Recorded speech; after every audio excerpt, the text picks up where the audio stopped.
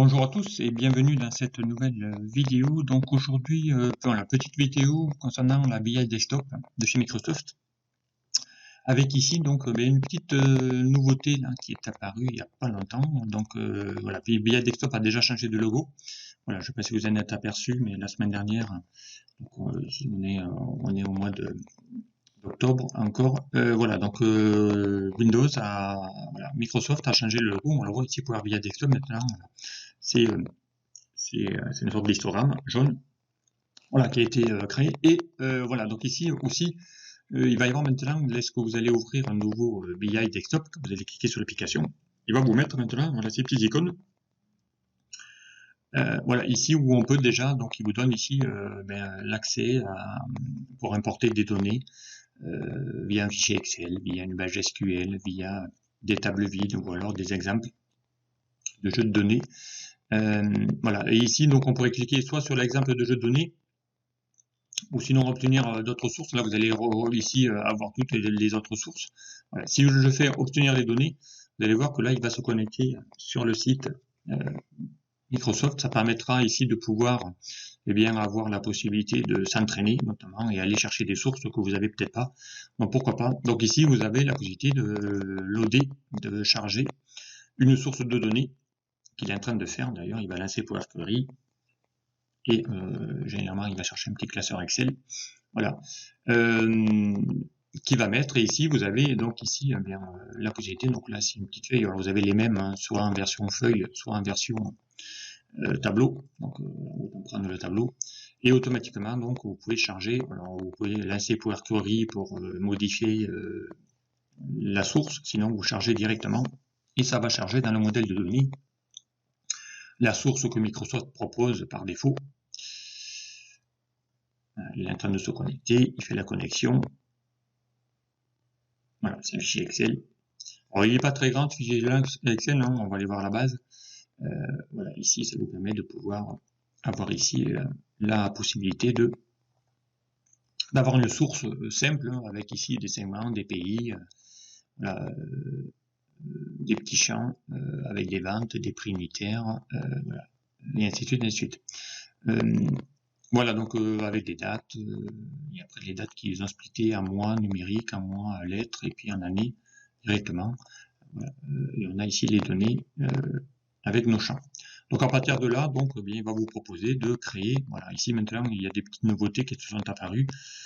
Voilà, cette source vous pourriez l'avoir automatiquement en allant dans l'aide, et dans le fichier aide maintenant il vous propose d'aller récupérer voilà, des exemples, voilà, de datasets, donc c'est la même, hein. Voilà, des exemples de rapports, des galeries, des présentations, voilà, donc n'oubliez pas, hein, dans Power BI Desktop vous avez la possibilité d'aller chercher de l'aide.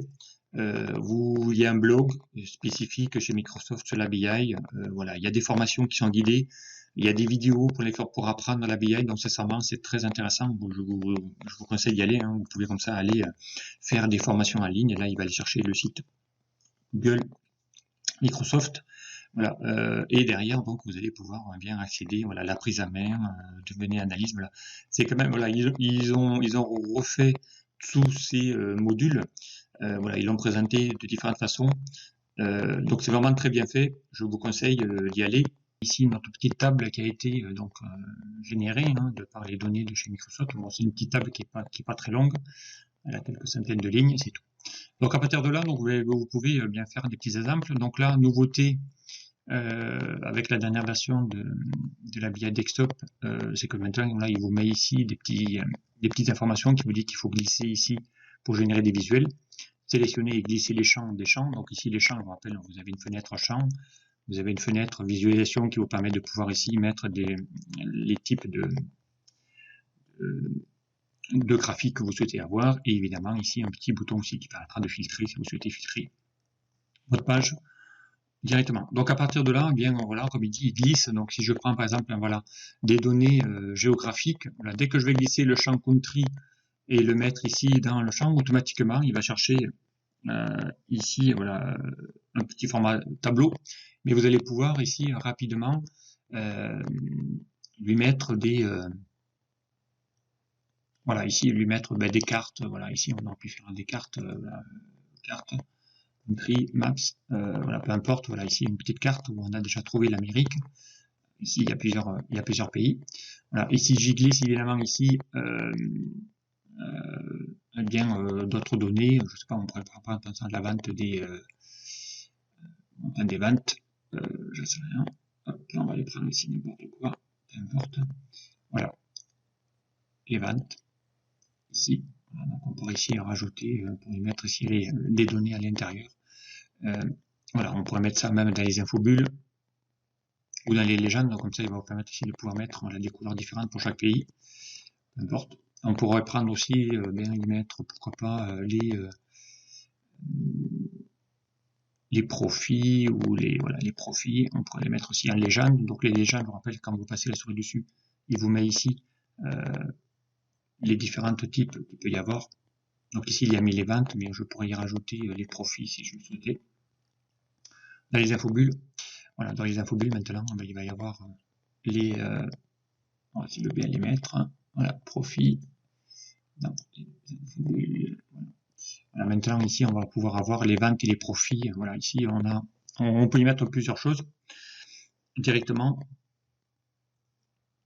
Voilà, donc vous pouvez mettre ici tout ce que vous voulez. Donc on pourrait faire aussi des cartes complètes. C'est le même principe. D'accord. Dès que je vais mettre ici voilà, des états. Et on va pouvoir mettre aussi des données à l'intérieur. On pourrait mettre des légendes. Voilà, donc on pourrait ici choisir un petit peu tous les types de cartes qu'il peut y avoir. Donc vous pouvez avoir ici sous ce format-là, en mettant juste les données sur des points et non pas ici sur des cartes, comme ici. Vous avez une nouveauté maintenant, voilà, qui est la carte voilà, qui va vous permettre de pouvoir vous connecter sur un site internet pour avoir des données bien précises. Voilà, donc Canada, France, voilà, ici si je clique sur la France, on va avoir que les pays de France. Et là, je peux zoomer. Voilà, on a ici les données qui peuvent s'afficher à l'intérieur. Voilà, différents types de cartes que vous pouvez choisir sur ce graphique. Ok. Nouveauté aussi qui est apparue depuis peu, donc là ils vous ont rajouté dans les visuels une application Power Apps. Donc voilà, maintenant Power BI est interfacé avec Power Apps. Power Apps, je vous rappelle, c'est une application qui fait partie de la suite Office 365 qui vous permet de créer des mini-applications compatibles smartphone, compatibles téléphone ou tablette, peu importe, voilà, style pour saisir des formulaires. Vous pouvez créer des formulaires dans Power Apps et charger une donnée quelque part dans un fichier Excel ou peu importe, sur un cloud ou un SharePoint et récupérer les données que les gens saisissent pour alimenter une table qui se trouverait sur un SharePoint ou sur un cloud et automatiquement l'interfacer avec BI Desktop pour pouvoir faire des statistiques sur ces applications que que les gens saisissent. Donc ça aussi pratique. Power Apps, voilà, un nouveau bouton qui s'est rajouté il n'y a pas longtemps avec la dernière version de chez Microsoft. Ok. Donc n'hésitez pas à aller dans les formations, les vidéos de formation. Il y a plein de documentation aussi. Vous pouvez vous aider de la documentation sur Internet qui est vraiment bien faite. Moi, je m'en sers notamment pour aller chercher comment bien démarrer dans Power BI Desktop. Il vous propose ici plein de petites guides pratiques. Voilà, si je veux utiliser du DAX, bien ici on pourrait lui demander d'aller faire du DAX, Microsoft DAX. Vous pouvez faire une recherche avec Microsoft DAX. Et là, automatiquement, on va tomber sur, moi je l'utilise souvent pour aller voir les fonctions DAX. Donc là, vous avez toute la liste des fonctions qui sont utilisées dans DAX, avec même les récentes. Voilà, si je veux chercher par exemple les fonctions de filtrage, bien on va les trouver aussi par thème. Voilà, les fonctions financières, les fonctions logiques, d'information. Voilà. Sincèrement, ici, vous les avez toutes. Elles sont toutes ici introduites avec des exemples, avec des exemples d'utilisation. Donc ça, c'est vraiment... Voilà, ici, vous avez toutes les nouvelles fonctions qui se sont créées il n'y a pas longtemps. Voilà, ici, depuis juillet 2020, septembre 2020, voilà, il y a... les dernières, je crois, qui sont arrivées, c'est en juillet. Juillet, il est arrivé pas mal de nouvelles fonctions de type date. je sais. Donc voilà, donc vous avez ici eh bien, plein de petites voilà, les fonctions d'information. Elles sont toutes classées par thème et vous pouvez ici les utiliser voilà, directement. La fonction mathématique, somme, moyenne, voilà, ici vous les avez toutes. Sincèrement, voilà, la fameuse somme, somme x, vous allez les trouver. Voilà, comment utiliser la fonction somme x, notamment. Ça vous permet ici de pouvoir avoir la syntaxe de la fonction, qu'est-ce que renvoie cette fonction, ça c'est super important. Hein. En même temps, avoir des exemples ici d'utilisation. Voilà. On verra en revue tout ça. Voilà, plein de fonctions. Donc de l'aide en ligne. Donc dans la BI maintenant, il vous propose plein d'outils qui va vous aider. Donc ici il y a des outils externes qui vous permettent de pouvoir aller utiliser voilà, des fonctions DAX Studio pour écrire correctement les DAX. Donc ça c'est une application aussi que moi je me suis téléchargée. Donc c'est gratuit, vous pouvez le faire si vous installez DAX Studio. Ça vous permet ici de pouvoir se connecter à un modèle de données et il vous écrit correctement. Donc ici vous avez des outils qui permettent d'utiliser le DAX Studio. Application que vous pouvez télécharger gratuitement. Voilà, donc ici vous lui dites de se connecter sur la source sur laquelle il est. Donc ça va vous permettre ici de pouvoir le générer. Donc là il attend qu'on se connecte sur quelque chose, peu importe, vous allez charger. N'oubliez pas que ces outils DAX, vous pouvez aussi les avoir dans un Excel. Hein.